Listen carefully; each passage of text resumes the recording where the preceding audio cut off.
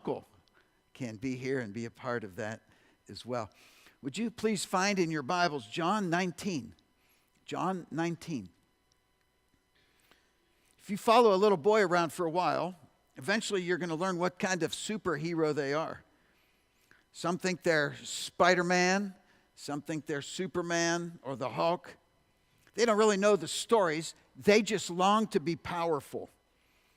And each superhero comes with superpowers. Some have super speed or super strength. Others can fly or spin webs or throw objects with pinpoint accuracy. Someone even imagined an entire family of superheroes. They called them the Incredibles, and you might even know some of the Incredibles there. The quest for power never really seems to go away. It never seems to leave the human heart. It just takes different forms. Some channel that desire for significance in healthy ways, and they make a positive difference in the lives of others. While others use the pursuit of power strictly for their own benefit, even to the detriment of others. And they use phrases like, hey, it's just business. It's just politics. They might just say, hey, that's just how I am. And they leave a wake of wounded people in their path. The pursuit of control can be in government or in business. It can be in a union or a family or a church. Anywhere people come together, there's the possibility that someone or many someones will seek to extend their dominance. And when two alpha dogs go toe-to-toe, you would want to stand back to avoid getting hit with any of the debris. Just picture a presidential debate, or Mean Girls in the school cafeteria, or two 7-footers under the rim, or commercials between cell phone providers. And you're watching a heavyweight bout. Nowadays, we have social media influencers who can literally quantify their power by the accumulation of likes and followers and views. Now, our study has been about Pilate over the last weeks, and we're building to next week Easter, and we'll conclude the week after. But Pilate finds himself in a power struggle for which he's ill-equipped. He's in way over his head. He stands toe-to-toe with the creator of the universe, and somehow he tries to throw his weight around. Now, anytime that you have to tell people that you have power, you probably don't. Anytime you have to try to throw your weight around, you're in trouble right from the beginning. So we're going to look at in John 19, we're going to start in verse 6 for our series, Conflicted. And it's Pilate that we're kind of focusing in on the statements that he makes about Jesus, because he says some remarkable things, far more than he realizes. Verse 6.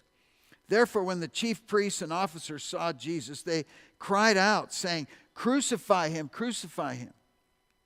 Pilate said to them, "You take him and crucify him, for I find no fault in him." The Jews answered him, "We have a law, and according to our law he ought to die because he made himself the Son of God." Therefore, when Pilate heard that saying, he was the more afraid. And he went again into the praetorium, and he said to Jesus, "Where are you from?" But Jesus gave him no answer. Then Pilate said to him, "Are you not speaking to me? Do you not know that I have power to crucify you and power to release you?" Jesus answered, "You could have no power at all against me unless it had been given to you from above. Therefore, the one who delivered me to you has the greater sin." From then on, Pilate sought to release Jesus, but the Jews cried out, saying, "If you let this man go, you are not Caesar's friend. Whoever makes himself a king speaks against Caesar." So we have Pilate on trial here. He's going toe-to-toe with the creator of the universe, trying to throw his own weight and authority around. I have power. Don't you know that I have the power to take your life and give it? No. when you have to brag about the power that you have, when you have to announce how much clout and power you have, you're kind of in trouble. Now, this man Pilate has problems. He's trying to keep Rome happy. He's trying to keep the Jews appeased in his empire, his area that he rules. He's trying to keep the insurrections to a minimum. Historians tell us that there's at least 5 incidences in Pilate's reign as governor. He was governor for 10 years. He started in 26 AD, a few years before Jesus' arrest and trial and such. And then he lasted a few more years. But in those 10 years, there were 5 incidents that were especially significant. The first one happened right after he got started as governor. Pilate got the idea to put up what they called votive shields. If you can picture a candle, and then on the backside or a light or a torch, and then on the front was a shield, and on it he put the emperor's image. And he described the emperor as some kind of god, and he put it up around the temple, especially. And of course the Jews were, angry about this. You're making a graven image, you're insulting our worship. And they went to Pilate and they complained about it.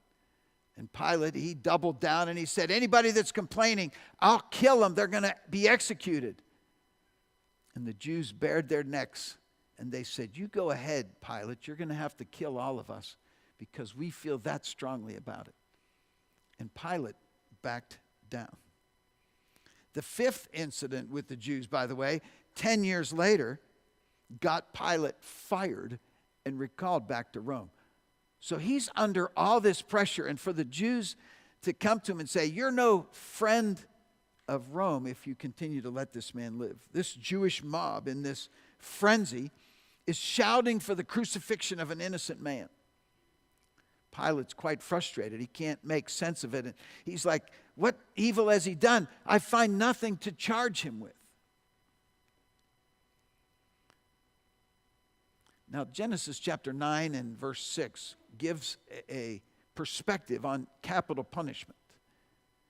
And in the Christian understanding of capital punishment and crime and such, Genesis 9:6, God gave authority to humanity to set up government and to bring about even the worst kind of punishment, capital punishment. And the reasoning is the value of the victim's life. It elevates the value of the victim's life when capital punishment can be brought into the discussion. But that's for somebody that's guilty. Pilate here is dealing with an innocent man. And the Jews are shouting for the execution of an innocent man. Verse 6, crucify him, crucify. So even if there's somebody that's guilty, if you find yourself shouting for the execution of even a guilty person, you might want to check your heart. Because you've kind of lost touch with humanity, your own and others. If you're shouting for the execution of somebody, even if they're guilty. Verse 8, we read, Pilate, when he hears the crucify him, he's more afraid than ever. His motivation here is one of fear. So when he says, don't you know that I have power? When he's bragging about the power that he has, it's not out of confidence that he speaks. It's out of fear. When he put those shields up, the Jews went around his back and they went straight to Tiberius. And they said, do you know what Pilate's doing? And he's insulting our people. And Tiberius gave Pilate the business. So when they said in verse 12, you're no friend of Caesar if you let this happen, they'd already gone once to Caesar and complained about him. So he's kind of in trouble here again. More afraid than he's ever been. Verse 9 pulls out an interesting detail that I tried to pursue then based on my study this week. Verse 9, Pilate goes back into the praetorium and he says to Jesus, where are you from? As I began to look at this more closely, I discovered that there's times that Pilate is talking to Jesus in public, and there's times Pilate's talking to Jesus in private. In studying the text out, There's times he's like has a personal conversation. Then he goes out into public. Chapter 18 and verse 33. If we go back a few pages, it says, Pilate entered the praetorium again and called Jesus and said to him, "Are you the king of the Jews?"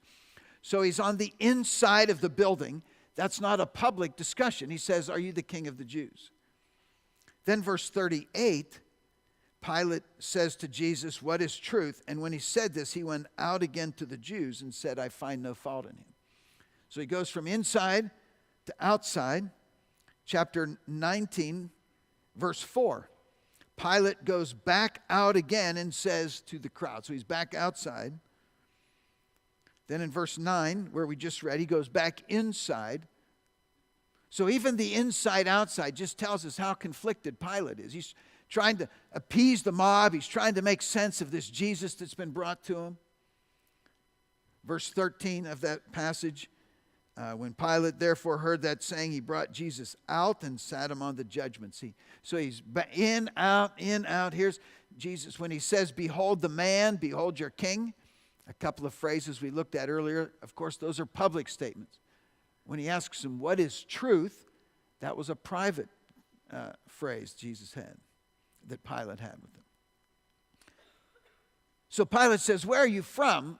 And Jesus doesn't give an answer.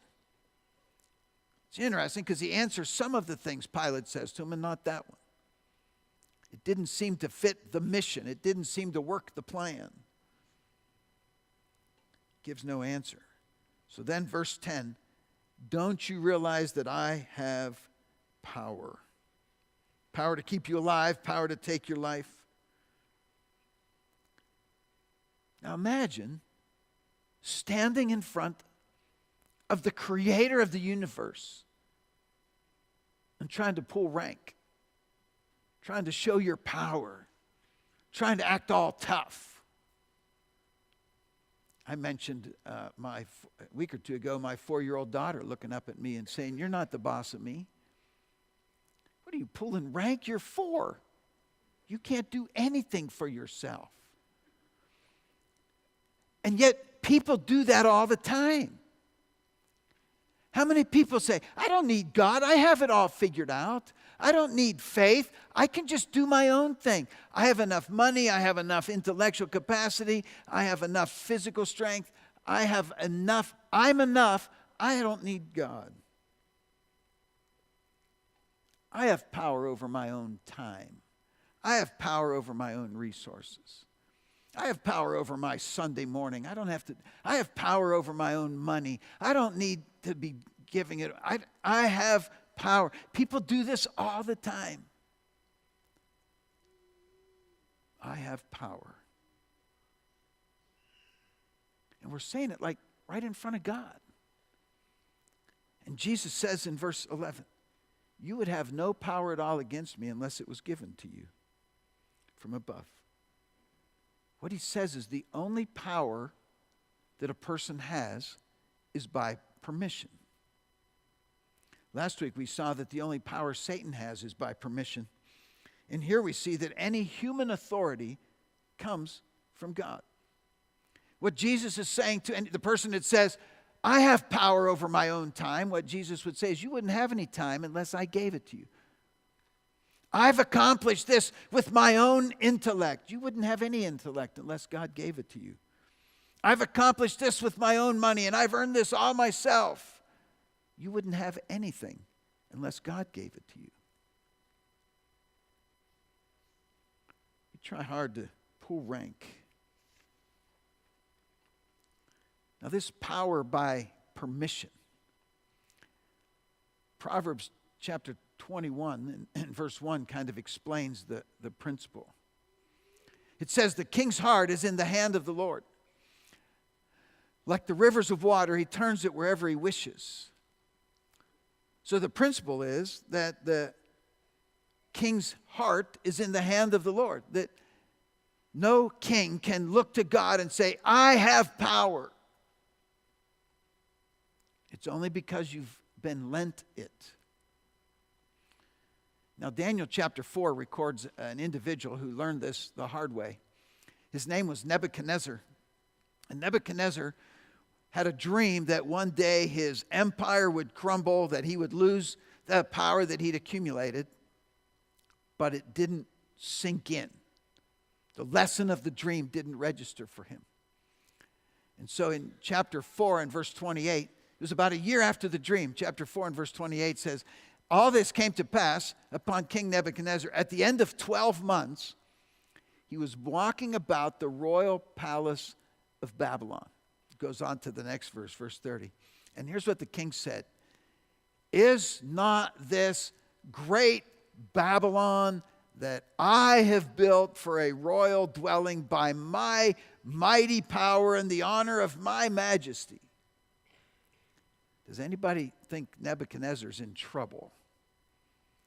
This is my empire that I've built by my might and my power and my intellect. It was all borrowed. So verse 31 continues in this hard lesson for Nebuchadnezzar. While the word was still in the king's mouth, a voice from heaven fell from heaven. King Nebuchadnezzar, to you it is spoken, the kingdom has departed from you. It's as if it were already gone. The very next verse, 32, brings it to a head. They will drive you from men, and your dwelling place shall be with the beasts of the field. They shall make you eat grass like oxen, and 7 times shall pass over you. 7 years, it's believed this was going to last. Until you know that the Most High rules in the kingdom of men and gives it to whomever he chooses. What he said is, Nebuchadnezzar, you're going to go crazy. You're going to lose your mind. And in losing your mind, you're going to eat grass and you're going to live out in the wild until you learn that the Most High rules in the kingdom of men and gives it to whomever he chooses. You will have no authority until you recognize where yours has come from. You have no authority, Nebuchadnezzar, except what has been given to you. The Most High rules in the kingdom of men. It says that, by the way, in chapter 4, 4 times. Repeats it over and over. This is the lesson Nebuchadnezzar had to learn. Now, there's a few other examples in the Bible. Ezra chapter 7 talks about a king named Artaxerxes. And the king, he thinks he's big and powerful in Babylon, and all he's doing is giving permission for the first wave of Jews to return from exile back to Jerusalem. Years go by, and a king named Cyrus in Isaiah 45 does the same thing. He gives permission for another wave of exiles to return to Jerusalem. But Cyrus thinks he's the king and he's in charge and he's got all the power. And he's just doing God's bidding because the Most High rules in the kingdoms of men and gives it to whomever he chooses. One of the ones that stands out to me often when I contemplate this is Caesar Augustus in Luke chapter 2 and verse 1. Caesar's in Rome there, and he's like, I think I'm going to start counting all my chickens, whether they've hatched or not. We're going to give a census in the empire, and everybody has to return to their hometown and be registered. Luke chapter 2 and verse 1. It came to pass in those days that there went out a decree from Caesar Augustus that all the world should be registered. He thinks he's got a great idea. He thinks he's going to enhance his power. And what did that royal decree cause to happen? Well, a carpenter and his wife loaded up a few belongings and they traveled to Bethlehem so that a prophecy written 500 years earlier could be fulfilled, that in Bethlehem the Messiah would be born. Caesar Augustus thinks he's got all this power and he speaks and look what happens. Everybody starts doing this and that. Caesar Augustus, you would have no power except that which is given to you. It's only power by permission. Now, there's many more of those. We just don't always have the benefit of history and insider information like the Bible gives us to know when exactly that's happening. We don't always know the time frame and such. But let me offer some lessons for us, Pilate and me. Because it's easy to start thinking about other people, and boy, I can think of some people and they've been power hungry and they need to shape up and change their ways. And how about we make it personal? The first one would be this: steward your influence wisely, for it is borrowed. It is borrowed. Steward is to manage someone else's resources. It's to represent someone else. It's a biblical concept. You see, God owns everything. We're just managers. He's the God of time. He's the God of place. He's the God of money. He owns everything. And everything has been entrusted to us temporarily. Your mind capacity is from Him. Your financial resources are from Him. Your physical ability is from Him. That means that how we take care of our bodies, there's some spiritual dimension to that. How we handle our finances, there's a spiritual dimension to that. Now imagine if you deposited a sum of money at a bank, and then you went back a month later and said, hey, I would like 10% of my money back. And the bank said, oh, I'm sorry, we've spent all of it. Would you trust the bank with the other 90%? That's a stewardship. You're entrusting the bank with some of your finances. God entrusted us with finances, with talents, with time. And He says, use that well. So some examples would be in the area of finances. What we have has been entrusted into our care. So when God says, I'm asking you to tithe 10% of that back to me, what's behind the 10% is the 100% that He gave us, that all belongs to Him, that we're managing on His behalf. A second example would just relate to position or influence, whatever position that we have.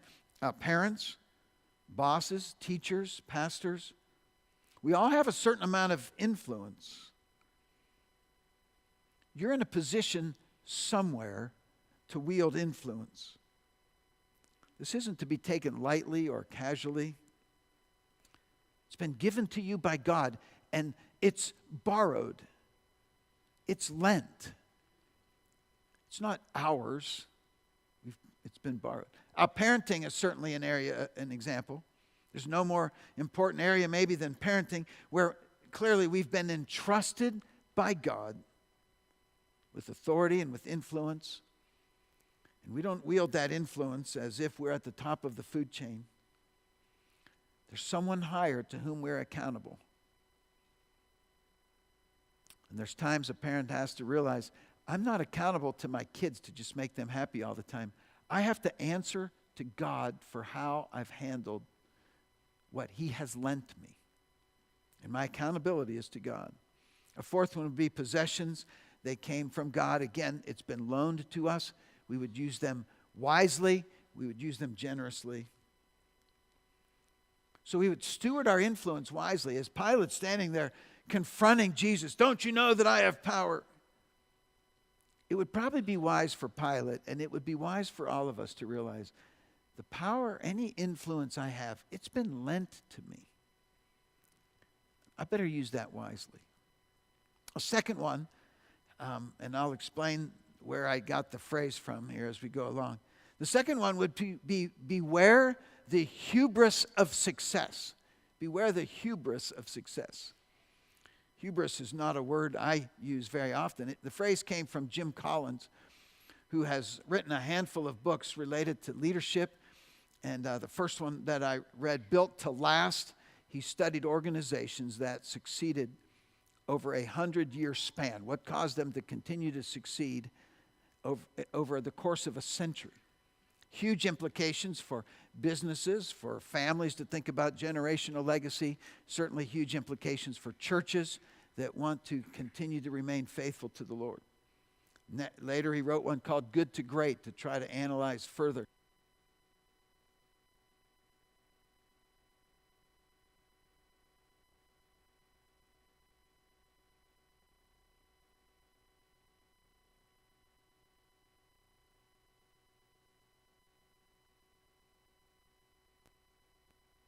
Find that yellow one. There we go. Lost some power there. He wrote, the second one that he wrote was called Good to Great, organizations that were mediocre and then made a significant leap. But in those studies, he also came across some organizations that had precipitous collapses. And he wrote a book called How the Mighty Fall. Pretty fascinating book to look at those organizations that had had great success and then at some point collapse. If you were to read through that book, the organizations he looks at, you would probably be like, oh, I kind of remember them, but I don't anymore. They're long gone. And that would be the case there. But in there, he tried to break down a 5-step process that organizations seem to follow. There seems to be a 5-step pattern that brings an organization into this dreadful state of decline. But then the first one in that is the hubris based on success. Hubris is pride, arrogance. It's an overbearing arrogance, like we're the best. We don't have to make changes. We're the best. We don't have to do anything different. We'll just keep doing what we're doing, living off the riches of that. People become arrogant, regard their success as entitlement. They lose sight of truly what went into them getting to that place in the first place. And so Pilate here, as he stands before Jesus in all of his fear, he's trying to act like he did it himself, and he's got power, and he has influence. And in our context, we forget who the authority really is. Beware of getting some position or title and then thinking that you deserve it. And begin thinking that you can do whatever you want to do. In Colossians chapter 4 and verse 1 was a word to bosses. He said, masters, treat your servants with wisdom and fairness. And then here's the key phrase, knowing that you also have a master in heaven. What's he telling bosses about their accountability? What's he telling bosses about their authority? There's somebody higher than you. There's somebody over you. You're not at the top of the food chain here. You have an accountability that's beyond what's here and now. A third lesson we think about Pilate and me, I think about aligning our lives under the authority of Christ, under God's authority. Now, this is a recurring theme in this interplay between Jesus and Pilate, because Pilate's constantly trying to assert his authority, assert that he's the big cheese here, he's the guy in charge. And Jesus keeps saying, it's been borrowed. You're not at the top of the food chain. It's been borrowed. And ultimately, the fourth one, the ultimate power is that Christ laid down his life for us. Think of the power behind that he laid his life down for us. It wasn't taken. It wasn't a surprise what came to be on that day. Jesus Christ laid his life down to provide for our salvation. I want to close with John chapter 10 and verse 18. No one takes my life from me, but I lay it down of myself. I have power to lay it down. I have power to take it up again. This command I've received from my Father. What Jesus says is, nobody takes it. I've laid it down. That's the ultimate power. That's the ultimate one to whom we're accountable.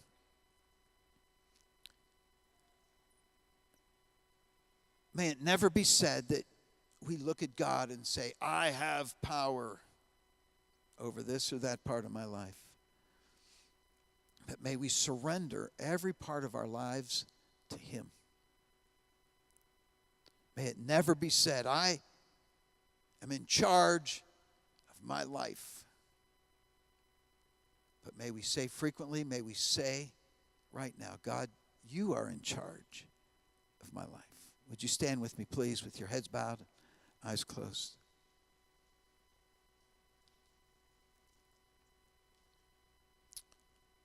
Before I pray, I want to give you a chance to say, God, you're in charge. You're in charge of my life. I will stop saying, God, call me on it when I say it. Point it out to me when I say it. God in heaven, would you be the boss and the authority of our lives? May we surrender. May there not be a moment that we stand defiantly face to face with you, toe to toe, and think we're going to power up on you. May we see the foolishness of that. May we see the ridiculousness of that. May we see the wisdom of submitting our lives to your authority. In Jesus' name we pray. Amen.